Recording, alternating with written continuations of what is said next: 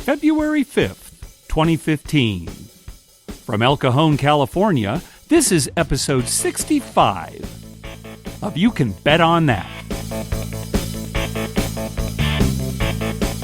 Hi, everybody. Welcome to You Can Bet on That, a podcast for the recreational gambler.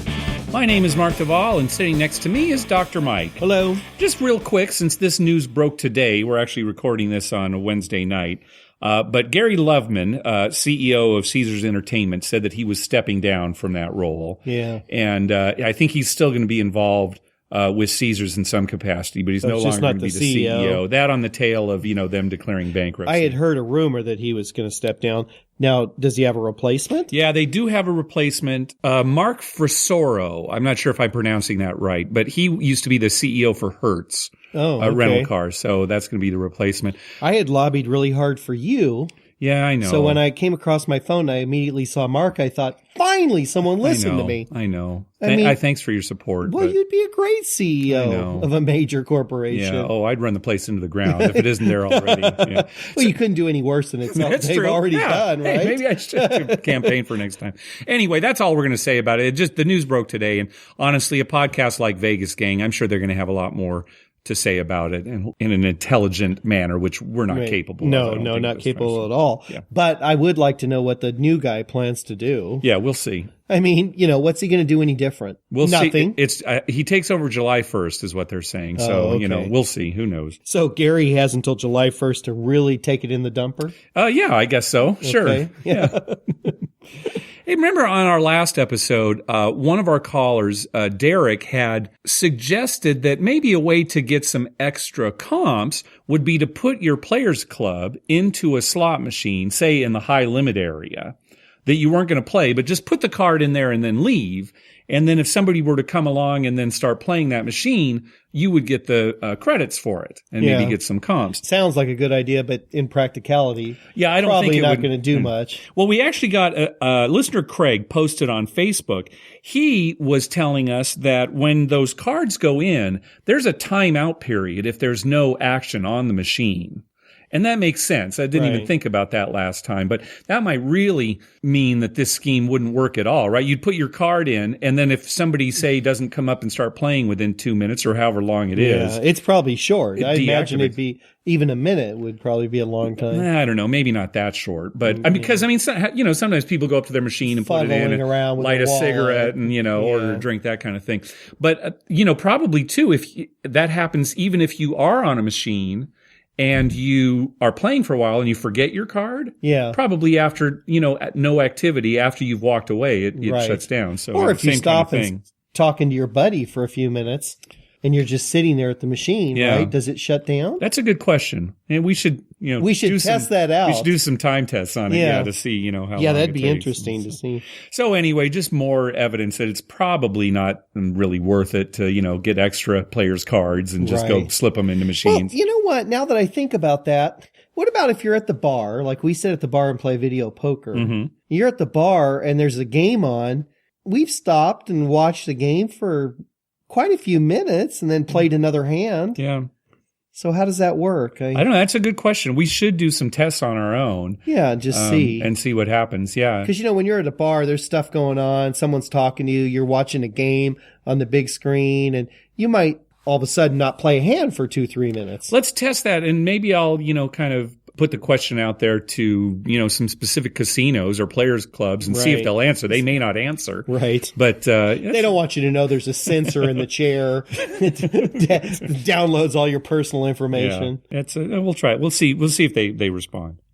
So a little more news. So the mayor of New Orleans just signed into a law a new smoking ban that will go into effect on April 22nd. And this new ban will eliminate smoking in bars, gambling halls, stadiums, and hotels. And my understanding is hotel rooms which hotel rooms. Pretty hard to believe. That was at least one report I saw. It actually said hotel rooms. Well, that's weird. Now that's weird because you can have non-smoking rooms and smoking rooms. Yeah, you'd think so. So I got this from one article, and maybe it's not the specific rooms because I'd be surprised at that too. Well, how do you enforce that? Yeah, exactly. Right. You need a smoke, and it's the middle of the night. Right. Yeah. So, but anyway, what do you think about, especially bars and gambling halls? What do you think about this? Well, California, there's no smoking inside bars. Right. Right, but you can go outside. Right. And stadiums, there's no smoking inside the stadium seating, but you can go out in the hallway and smoke. Usually they have designated areas. Yeah. Uh-huh. Yeah. So, I mean, I don't know. That's probably not too bad. Well, what about casinos, though? Casinos? Boy, that's going to be hard. I'll tell you, I mean, neither one of us smokes. It's part of the culture, though, in casinos. That's what I'm saying. Yeah, I don't like smoke. No. I really don't. I'd love it if we could go to completely non-smoking. But, I don't see this as being a good law because it's like you said, it's sort of part of the whole milieu of being in a casino, right? Yeah. And, it's all kind of vice-oriented, drinking and smoking and gambling, that kind of thing. So, well, it's funny because out here at Harris Rincon, Southern California, they have one craps table of the 4 that's non-smoking. Which is so ridiculous. Which is ridiculous because they're all right next to each other. Yeah, non-smoking. There's smoke everywhere. All it means is the guy next to you is not going to be smoking. Right, he can't smoke and blow smoke on you. So they bill it as non-smoking. Yeah. It's not really, but it does help a little bit. Maybe. So the whole casino, I don't know. It'd be so hard to enforce. And I think it's a bad idea. Although I will say this. Most poker rooms are non-smoking now. Yeah. And I do like that. Yes. I kind of consider poker a different experience than, playing casino when you're at a poker games. table, you're kind of stuck. Yes, right. You're stuck sometimes doing nothing for, long periods of time, right? And in a big casino, if some guy came up and smoked next to you on a machine, you'd get up and go to another machine. Yeah. Same thing at a blackjack table. If you didn't like that guy blowing smoke at you. Yeah. I do like, though, that some of the casinos that do allow smoking do have a rule about cigars. Mm-hmm. And no cigars. Really? Yeah, Harris Rincon. There's no cigars? No there, cigars. Really? No. Boy, they have a couple signs by the cashier and stuff. No cigar smoke. Oh man, the Vice Lounge Online guys would be furious about that. A third of their show is about cigars. Yeah, they have a no cigar policy. Really? Yeah, and how are they able to? I don't know. Enforce that? And we saw that once. Don't you remember? There was a kid that came up, and it's Vegas type gambling. Yeah. He started to light up a cigar, and they told him no cigars. They made him put it out. Huh. Okay. Yeah, I do kind of remember that. Yeah. Yeah, it's just their policy, I guess. Cigarettes are okay, but no cigars. Okay. Well, I guess they can make their own rules being an Indian casino. I don't know. Yeah. I usually like to have a nice pipe smoke while I'm at a table. Mm-hmm. Yeah. I know you do. Well, we'll see I wouldn't be surprised if this maybe backfires or that suddenly there are a bunch of exemptions that are granted, for certain places. But, well, some casino with a lot of money will probably get an exemption. Yeah. Hotels, that's ridiculous. Again, one article, it said hotel rooms, and I'm thinking, that can't be right, can it? Yeah. That can't be right. It seems strange. Yeah. So the Stratosphere in Las Vegas has started this new advertising campaign. It's called Take Vegas Back. And the ads start with, what happened to Vegas? And, these spots are basically, some guy or some woman talking about what happened to the good old days of Las Vegas? Now it's all pomp and, things are expensive and everything's artistic and, what happened to the basics of Vegas, right? So, on the surface, it sounds like a pretty good campaign. Well, sure. Yeah, it sounds good because when do they start putting art museums inside casinos? Yeah, right. That's the kind of thing, right? That's crappy. So I saw one of these ads and just on YouTube, and it was actually filmed inside Stratosphere. And as I'm watching this ad, it's taking place at the blackjack tables, and all the blackjack tables are 6-5 payouts. And so I commented on YouTube, hey, if we want to take Vegas back, how about, going back to 3-2 blackjack? There's a good start.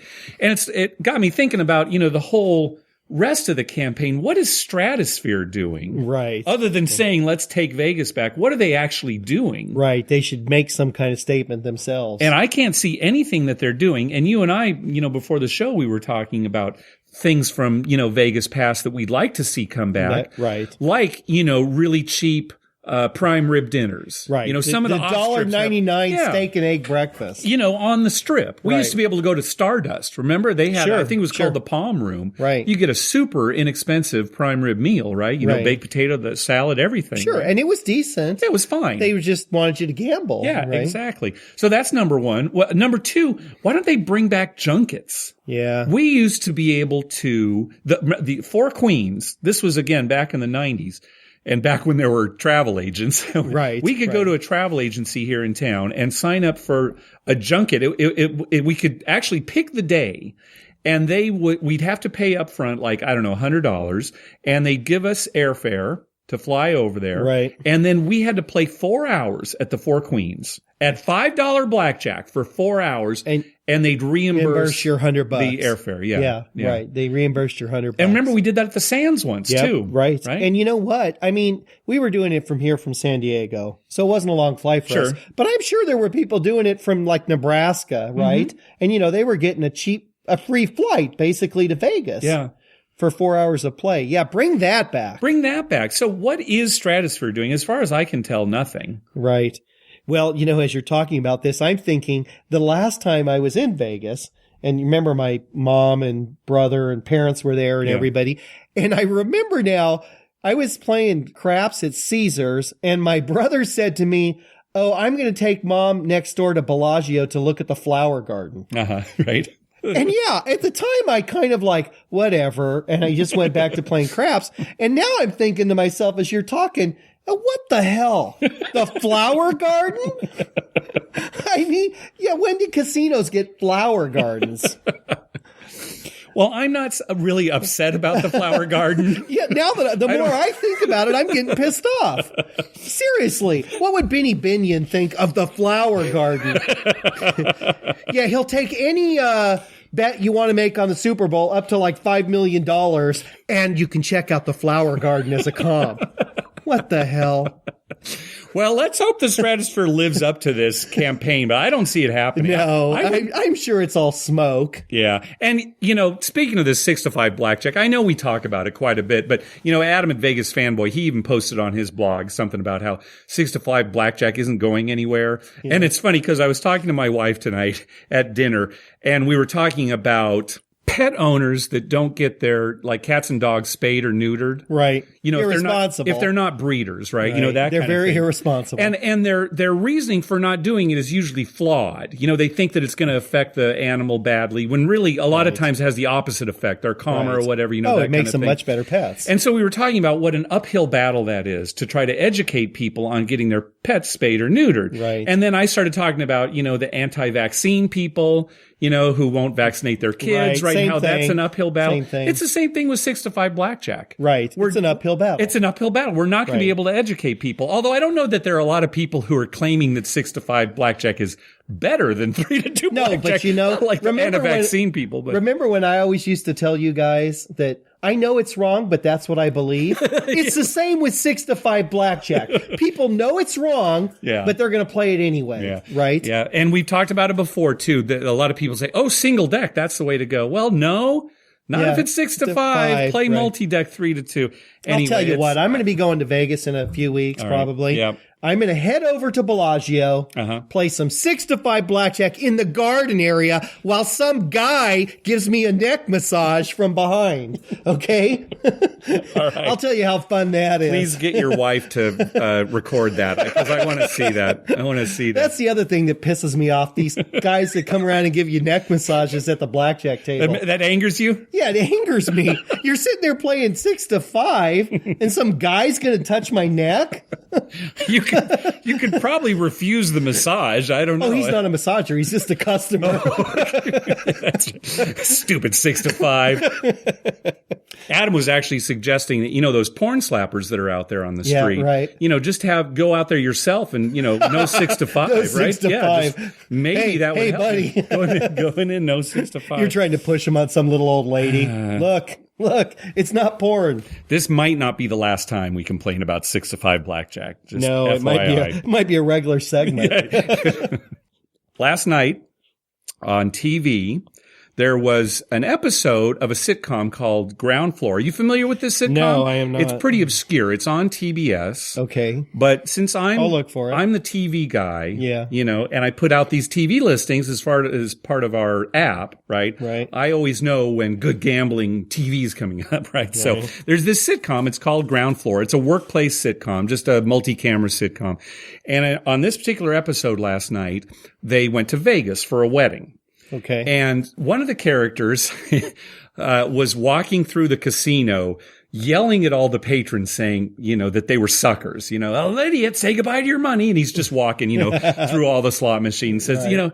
And one of his friends is playing craps. It's supposed to be Caesar's Palace, right? But it's obviously a set, right, right. But he walks up to the craps table and his buddy is playing. Uh-huh. And the guy says, oh, you're just here, playing craps, losing all your money.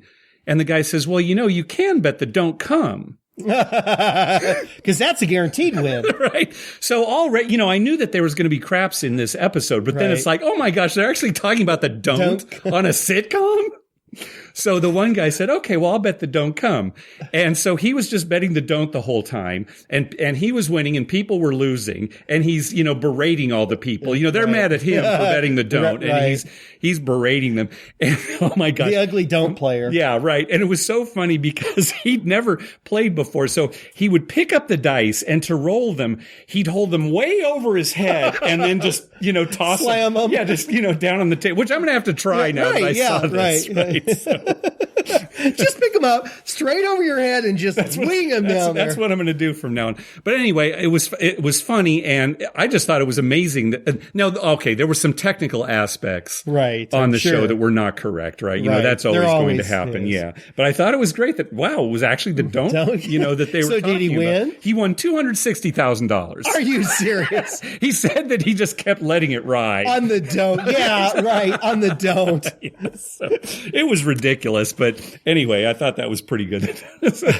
Actually, I, on the other hand, watched 2 gambling type shows in the last day. All right, let's hear it. And, the first one was an episode of Star Trek The Next Generation on BBC America. Oh, yeah, the old one. The old one, where they go to some planet and get stuck in a hotel, a gambling hotel. Yeah, I remember that one, sure. Right. And the only way they can get out of the hotel, it's some book that somebody wrote. Some old book about a casino. About a casino. Yeah. So they read the book and, they have to buy the hotel. So they need to make like $6.6 million or something. Uh-huh. And they go to the craps table and Data picks up the dice and he says, oh, these dice are misshapen.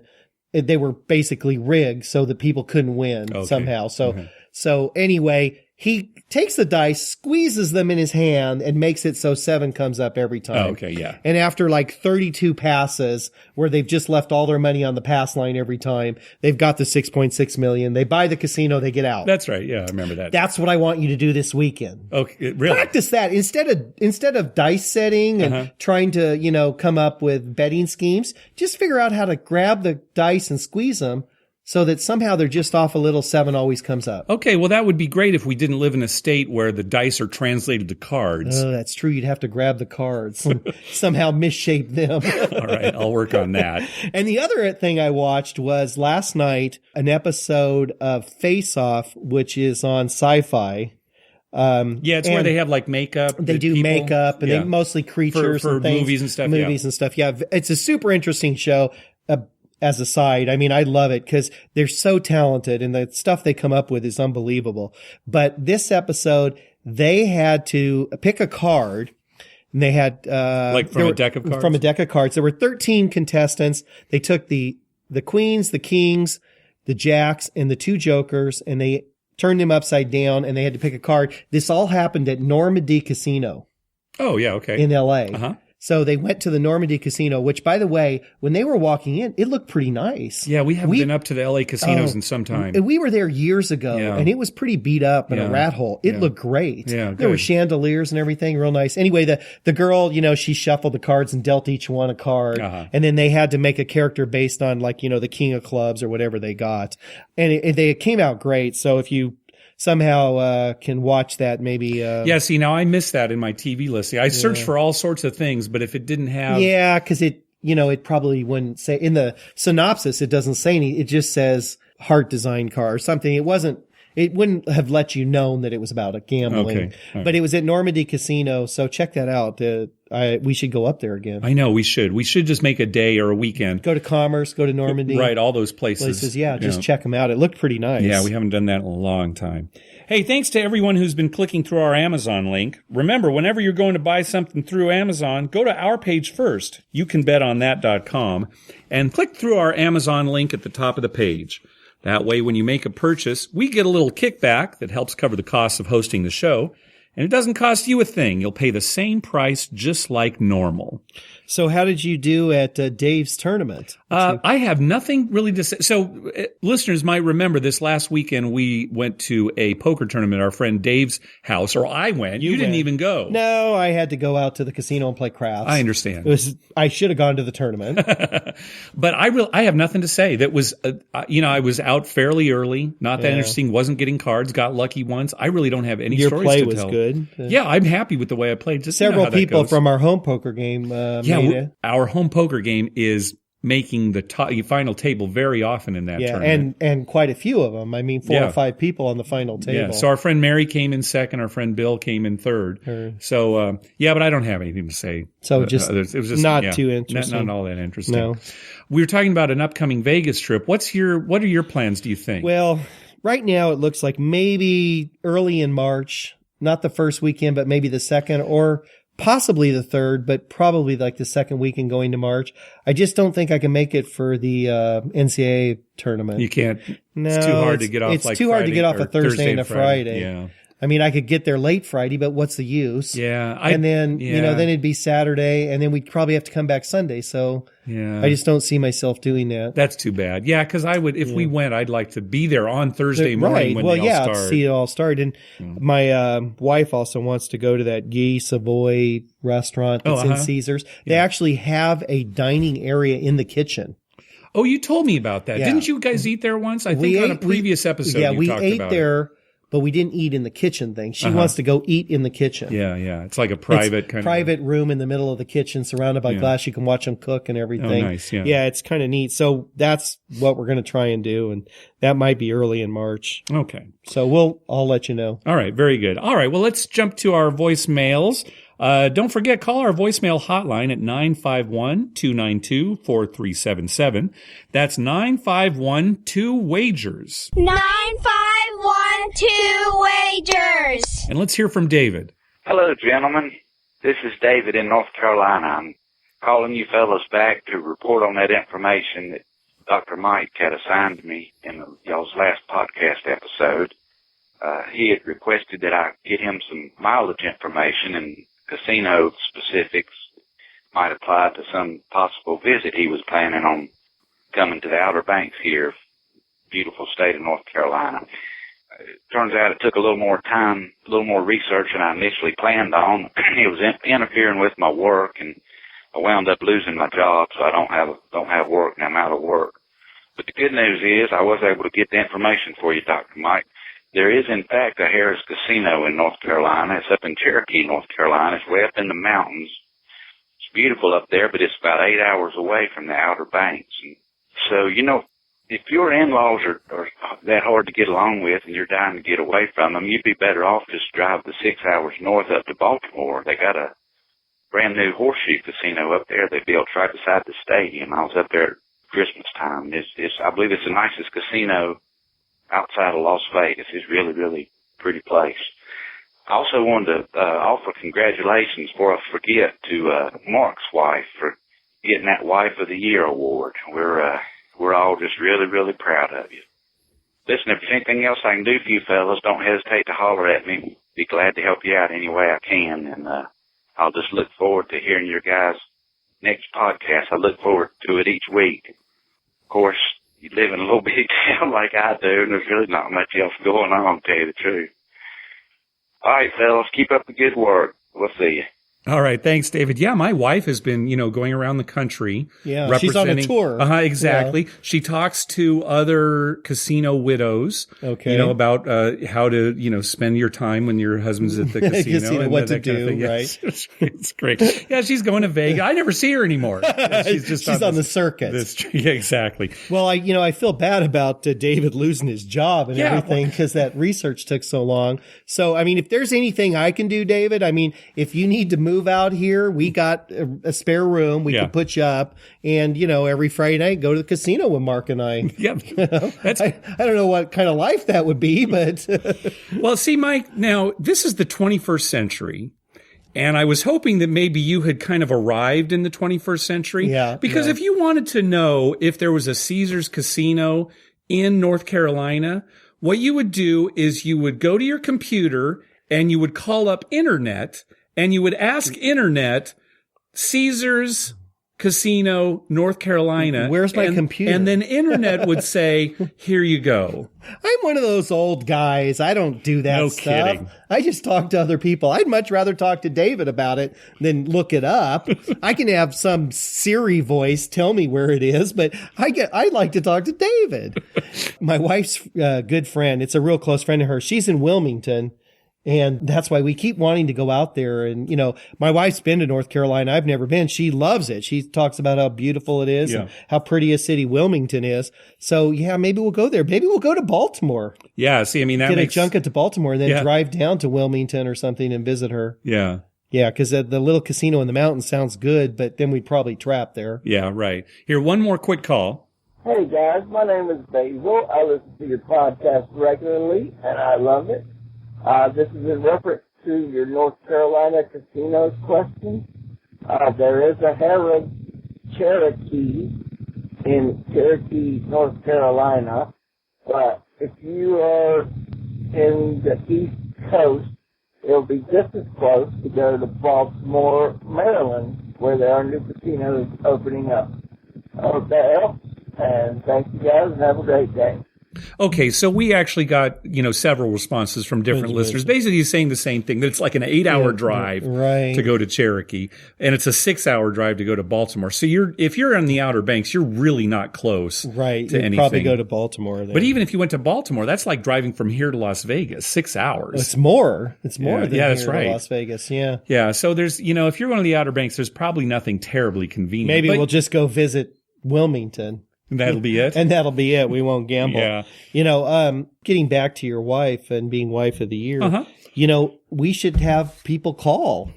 For advice, start an advice hotline. Oh. It'll be another part of You Can Bet on That. Advice hotline where the women or husbands. Yeah, don't be sexist here. No. It could be husbands or significant others, whatever, partners, whatever you prefer, calls and says, hey, my blah, blah, blah is, gambling a lot. What do I do in the meantime? Right. And then Sherry gives them advice. That would be, she'd be like the Ann Landers of gambling wives. That'd be good. So the first advice would be, all right, take over all the finances of the house. Right. That'd Immediately take over the finances. All right. Thanks for those calls. We got an email from listener Jordan, and he had an experience that happened at the craps table, and the story I thought was so compelling that I thought we'd actually talk about it a little bit here on the show. So I'm going to kind of paraphrase his email. We're going to talk about what happened to him and then kind of comment as we go along. So he and his buddies were playing at Wynn. It says about 1 a.m. in the morning, and they were at a $10 table.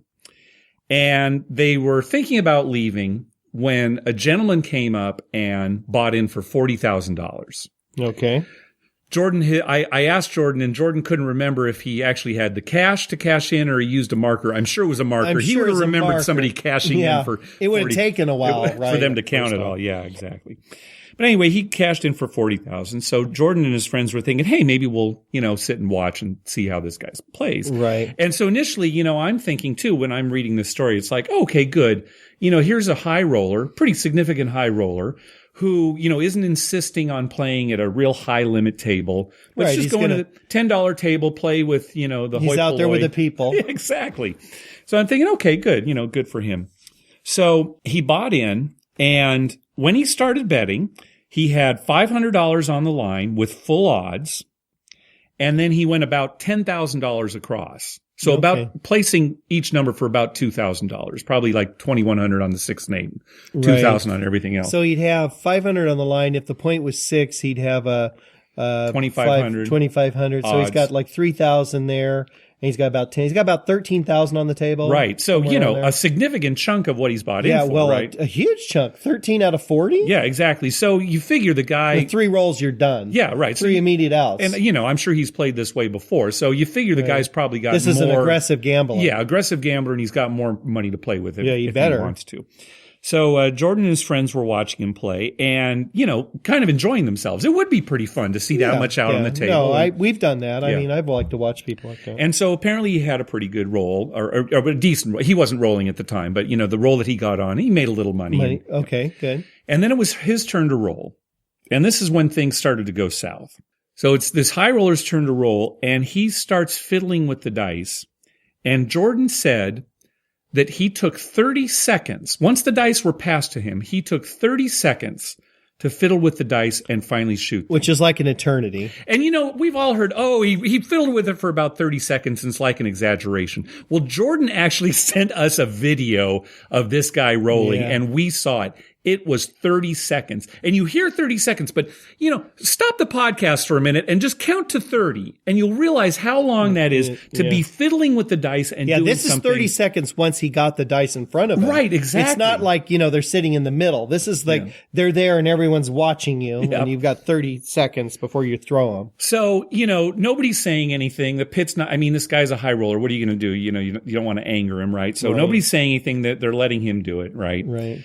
And eventually sevens out. He rolls like 6 or 7 times and then sevens out. So a very average kind of roll, right? And I wonder what goes through his mind, when all these histrionics and then, he just has kind of a... Well, I always wonder that every time. I always wonder when they roll point out and then they go through all this stuff. I was like, well, are you going to do that next time you roll too? Because it didn't work so well.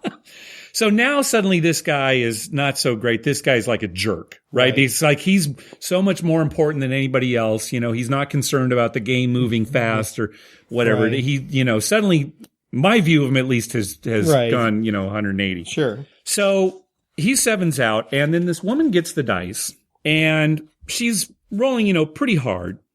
And in the middle of the roll, one of the dice hits the stick man's hand. Right. So she was obviously throwing it pretty wild. Yeah, right. Because they usually hold their hands up. And okay, so it hits the stick man's hand. Before the dice have actually settled, the stick man says, ouch, no roll. Okay, he's saying this before the dice have even come to a stop. Correct. And I don't know of any casino where the rule is that if the dice hit the dealer's hand, which we've seen many times. Oh, yeah.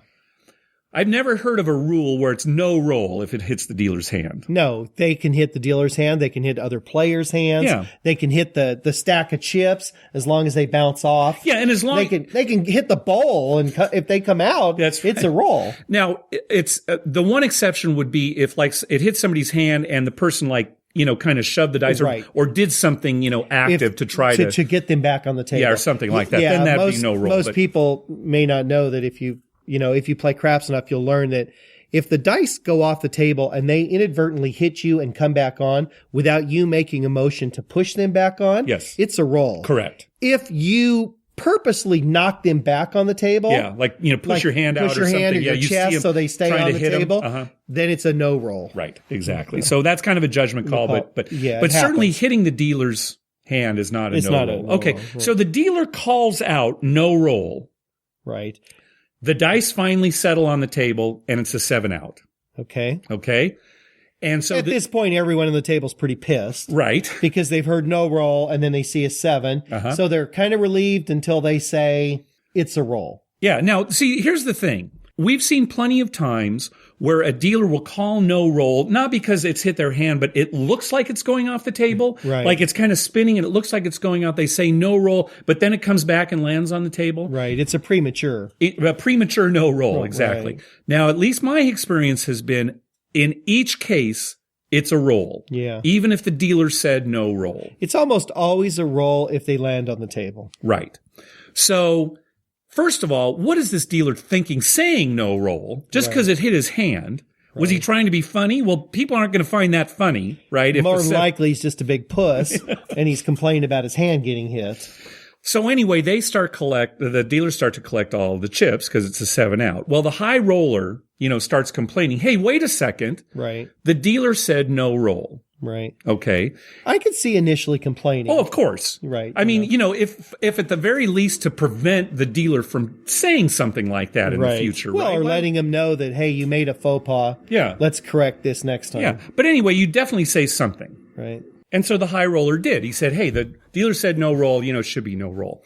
Even though, like I said, we've never seen them, actually say no roll if the dice. And plus, you and I were kind of talking about a similar example.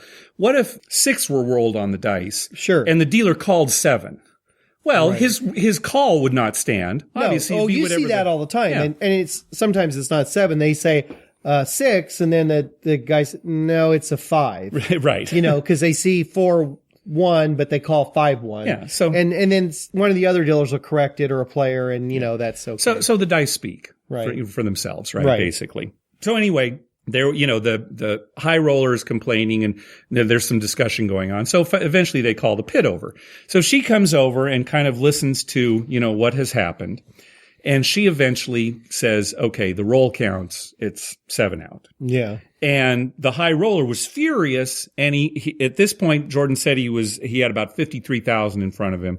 So he's made money. He's made money. He picked up his chips and he walked away. Right. And Jordan's question ultimately was, do you think that this pit boss blew it by making this decision?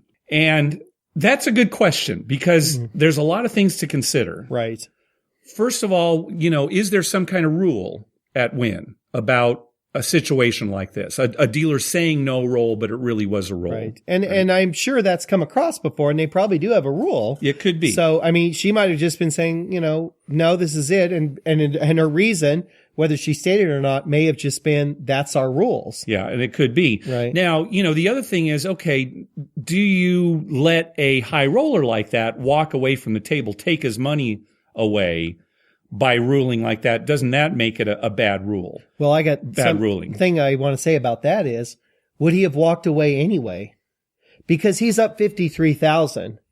He's up 13,000. Yeah. He's got 53,000. Well, maybe that was his excuse to walk away a winner.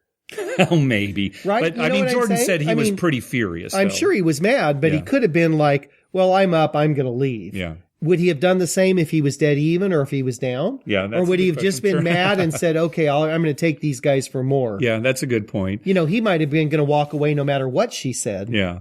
Plus, if she does rule, okay, the roll won't count. Well, what if a high roller hadn't been at the table, right? Then it's a double standard. Right. At the same time, hey, double standards are what Vegas is all about when it comes to high rollers, right? I mean, they get special treatment. Well, and the other, just to play the other side of the coin would be, she appeases him and says, okay, no roll. And then the next roll is a 7 out anyway. Yeah. Here's a dilemma for the casino too. What if that roll had been the point? Right. Okay. Now, of course, they want that one to, be a good roll, right? So it's almost like when the dealer has said no roll, it's almost like a free roll for the player if the casino will rule no roll if it's a 7, right? But rules that it is a roll if it's the point, right? It's almost, and you can't really give players free rolls, or can you? Yeah. If you give them a free roll, don't you get more money from them in the future? Right. Well, the thing about this is we don't know a lot of the details. Yeah. Because this guy, he might have had a marker, which I'm sure he did. Yes. But he might not be a regular. He might have been a guy who walked in the casino. They don't even have a record of him, a history of him. He put down, a couple 100,000 and he's going to gamble. Yeah. So they may think, well, what the hell? He leaves. He may never come back here again anyway. Or he could be a regular. I'm guessing he might be a regular. Yeah. That's my guess. If he's a regular, I probably wouldn't want to piss him off too much. Yeah. But then again, maybe he does this regularly. Maybe he gets mad about things. That was the other thing too. Maybe, right. Maybe she knew him. Maybe she knew that, he's been pissed off about stuff all the time and he comes back no matter what. Yeah. Right? He's a gambler. Yeah.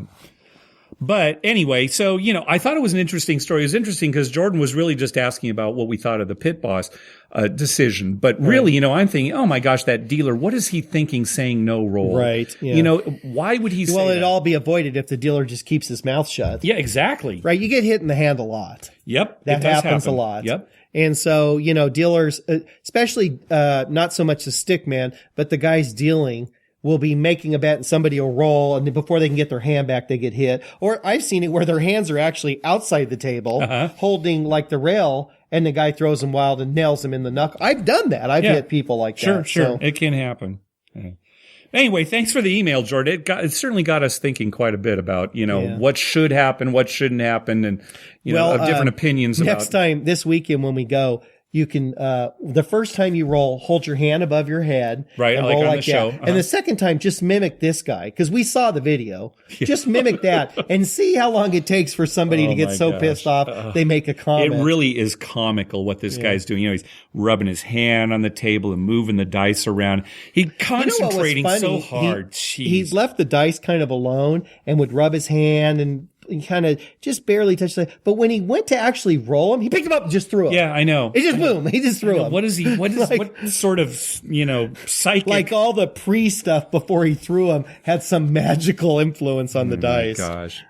Hey, we're going to talk about Spanish 21 in this episode. I can't believe we've never talked about or actually in depth talked about Spanish 21 because it's your dad's favorite game. It's my dad's favorite game, and he wished more casinos would have it. They've kind of done away with it. Yeah, it's hard to find. He can't play it up at Harris where we always go. No, and in Vegas, a lot of places. I mean, the last place I knew that had it was like Wynn, I think. Yeah. There was some tables at Wynn. The nice thing about it, it's a blackjack-based game, of course, and one of the nice things about it is if you play a basic strategy for the game, which is different from regular basic strategy, we'll talk about this, the house edge is actually lower than regular blackjack if you're playing it right and some of the rules are good for you. Anyway, let's talk about it. First of all, so it's a blackjack game. Usually they use 6 or 8 decks dealt from a shoe. Yeah, almost always a shoe. And all the 10s have been removed from the deck. Not the face cards, but the actual 10s have been removed from the deck. There's 4 cards, so it's a 48 card deck. Yeah, so each deck is 48 cards, right? Exactly. So with these 10s removed from the deck, that's actually advantageous for the house. So how do they make that up and give the player more options? This is what makes the game kind of fun and attractive to players, is that there are some rules now in the player's favor that kind of makes it a little more interesting. Right. All right, so let's talk about this. A blackjack, a natural 21, 2-card 21. It always wins, even if the dealer has a blackjack. Yeah, which is nice. Yeah, and it gets paid 3-2. Oh, no 6-5. No 6-5, that's right. Why you can't find the table. That's right. Here's one bad thing. Insurance pays 2-1, just like regular blackjack. But think about it. All the 10s have been removed from the deck, right? So this is an even worse bet than, regular insurance. So certainly in this game, never take insurance. Well, a good player's not taking insurance anyway, so. That's right. Otherwise, it plays like blackjack. You can always double after splitting. Most places allow you to hit even after you split aces. Which is a nice thing, too. Yeah. They have late surrender. So that is if you want to surrender, if the dealer doesn't have blackjack. And you already had 3 cards. You've already taken a card you can surrender? I believe you can surrender at any time. Yeah. Yes. That's nice. Yes. Even if you've taken a hit. But certainly, if you've got like a 16 against a 10, something like that, yes. You can even surrender after doubling. So if you have like a terrible situation, like let's say you have an 11 against a dealer's 10, and you get you double, and you get like a 5. Oh, so yeah, now right. Anything actually. It doesn't matter since you can't take another card. Right. You can surrender. You only lose your initial bet. You don't. Wow, lose that's not the doubling. bad because it's how many times have you doubled and you get the 2? Yeah, and you're like, oh, great, now I've got 13. Yeah, exactly. Well, that'd be great just to lose your initial bet. Yep. You can double down on any number of cards. So if you get 3 cards, you can double down. Say, let's say you start with like a 2 and a 3, right? And then you get a 6. So now you've got 11. You can double down at that point. That's great. There are even casinos that will allow you to redouble. So let's say you start with a 9. Say you've got like a 9 against the dealer's 6. I think that's a double situation. You can double, and then if you draw like a 2, now you've got a total of 11. You can double again. Wow. So you got 4 times as much. out there. Another good rule for the player: a players 21 always wins, even if the dealer hits up to 21. Right. So no pushes on 21. Yeah, if you hit up to 21, then you're going to win. Wow. So this is why they took this game away. And, you might initially think, oh, what if the dealer has blackjack? Well, if the dealer has blackjack, you didn't have a chance to hit up to 21. So. Right. Right. And then there's some special bonus payouts. If you get a 5-card 21, it'll pay 3-2. If you get a 6-card 21, it pays 2-1. And 7 cards or more totaling 21, it gets paid 3-1. There are also some other 21 payouts. If you have 6-7-8 suited or 7-7-7 suited, it pays 2-1. And if that suit happens to be spades, you get paid 3-1. And these are just bonuses. You don't have to do anything else. You don't have to make an additional bet. There's no additional bet for these. It's just if you're lucky enough to get that, you get paid more. Yep. And then here's the super bonus. Again, you don't have to make a separate bet for this. If you get 3 suited 7s and the dealer has any 7, you get $1,000 if your initial bet is under $25. If your initial bet is over 25 or over, you get $5,000. And all the other players at the table get a $50 envy bonus for no additional bet. This is just part of the game. That's great if it's no additional bet. Yep. That's what makes the game so attractive. Some additional rules there, and then they get you by taking the 10s out. But if you follow basic strategy, of course, I'll link to it over at Wizard of Odds. This can actually have a lower house edge than just playing traditional blackjack. Yeah. There is a side bet that you can make too called Match the Dealer. A side bet where if one of your first 2 cards is the same rank as the dealer's up card, you get paid a certain amount. A certain amount if it's like a different suit, a little bit more if it's the same suit. That is the bet my dad likes the game for. Yeah. I mean, he loves that, what does he call, he doesn't call it match. He calls it like pair or something. He has some little nickname for it. Okay. Where he wants to get the same card as the dealer. Yeah. So that's what he gets a kick out of. And that's the bet he should be avoiding, of course, because it's that side bet with the house edge. But anyway, that's Spanish 21 in a nutshell. And yeah, we don't have it at Harris where we usually go. I haven't seen it around here in years. Yeah. They used to have it. Yeah. I think they might have it out in Viejas. But anyway. Do they still? Really? They might. But, yeah, I mean, it's a fun game and I would recommend it again if you're willing to learn a different basic strategy. Right. Yeah. It's not, I don't think the basic strategy is way different from. A lot of the hands that you get most of the time, it's not going to be different. Right. There's just a few exceptions. Because the 10s are gone, it does skew a little bit. Right. So, there are a few exceptions, but most of them are the same. All right. Well, that's going to do it for this episode. Be sure to download our app for your mobile device. You'll get access to all our episodes, quick links to contact us via Twitter, Facebook, email, and our voicemail hotline, and you'll get bonus audio. On the bonus audio for this episode, we talk about our trip to Elko, Nevada. With our app, you'll also get TV listings showing all the gambling-related shows coming up within the next 2 weeks. I update those listings every Wednesday using a program I wrote myself to search through all the raw American TV data. The bonus audio and the TV listings are only available on our app. To download it, go to our webpage, youcanbetonthat.com. And on the left-hand side of the page, click on the link that says how to download our app. We have a link for Android devices and another one for iPhones and iPads. We would love to hear from you. We love getting feedback. Call our voicemail hotline at 951-292-4377. That's 951-2-WAGERS. Or you can email us at youcanbetonThat@gmail.com. Also, follow us on Twitter at YouCanBetOnThat. We always tweet when we're in a casino or on our way to a casino, and we'd love to meet up with you. And like us on Facebook at facebook.com/YouCanBetOnThat. And head over to iTunes and write a review on us. When you do, it helps us get new listeners. Mike? Well, I was just thinking to myself, what if that gambler we were talking about, the $40,000 buy-in guy, what if he listens to this podcast by chance, right? And then he realizes that what he should have really been doing instead of getting pissed off is watching Ground Floor episode and playing the Don't. Yeah. Right. Think how much money he could have won. Oh, it would have been tremendous. Yeah. And then he would have loved when the 7 came up, right? That's right. Would have been a whole different attitude. Yay, 7. Yeah, he should be watching that Ground Floor episode. Well, it was actually the first part of a 2-parter. And so I think on next week's episode, you see how they spend the $260,000. Oh, good, I don't know if there's any more craps played. I know what they do. I've been kind of privy to that information. Oh, okay. Tell us more. They go to Stratosphere and they take Vegas back. Nice. That's what they're doing. For $260,000? $260,000. They take Vegas back. How do they do that? Playing crapless craps? Well, you got to watch. It's Oh, at yeah. the Stratosphere. Yeah, crapless craps. They turn it into $26 million and they buy a whole floor at Stratosphere. They buy that roller coaster on the roof. All right. It doesn't turn out well for them. It's 10 o'clock on TBS Tuesday night next week. Thanks for listening. Good night.